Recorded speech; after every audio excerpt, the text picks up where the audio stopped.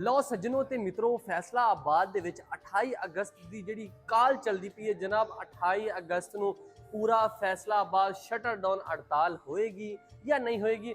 ਹਰ ਬੰਦਾ ਇਹਦੇ ਵਿੱਚ ਪਰੇਸ਼ਾਨ ਨੇ, ਤਾਜਰ ਵੀ ਪਰੇਸ਼ਾਨ ਨੇ। ਕੁਝ ਤਾਜਰ ਇਹ ਸੋਚ ਕੇ ਬੈਠੇ ਨੇ ਕਿ ਹੜਤਾਲ ਹੈ ਵਾ, ਕੁਝ ਤਾਜਰ ਇਹ ਸੋਚ ਕੇ ਬੈਠੇ ਨੇ ਕਿ ਅਸੀਂ ਆਪਣੀ ਦੁਕਾਨ ਖੋਲਣੀ ਹੈ।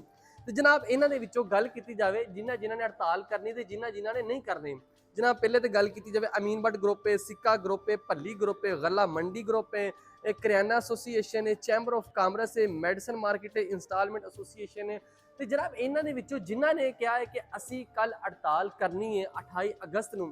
हड़ताल करने का मकसद ये वा कि जोड़ा कि FBR लो हर दुकानदार एक दुकान नूं जनाब किसी दुकान नूं 45,000 रुपया एक महीने का टैक्स देना पैना और किसी दुकानदार नूं 30,000 रुपया महीने का टैक्स देना पैना।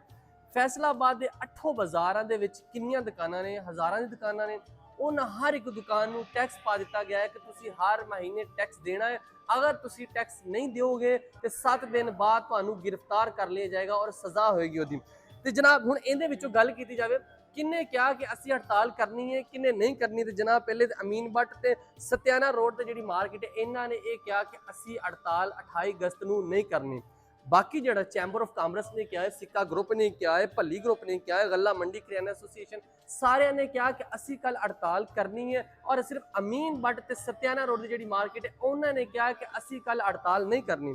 तो जनाब हुण इहदे च असीं वेखदे हां कि किहड़ा हड़ताल करदा है किहड़ा नहीं करदा। हर ताजर भी परेशान इहदे विच कि असीं हुण हड़ताल करिए या ना करिए।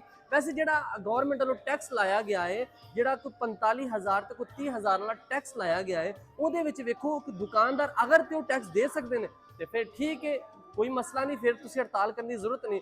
अगर टैक्स नहीं दे सकते तो फिर जारी गल है अपने हक वास्ते निकलोगे। महंगाई पहले इन्नी ज़्यादा है। अगर दुकानदार 45,000 रुपया महीने का टैक्स देंदे ने, उन्होंने किराया कित्थों देना है, अपने घर के बच्चों का पेट कित्थों पालना है, बिजली का बिल कित्थों देना है, ताजर बड़े परेशान हो जाएंगे।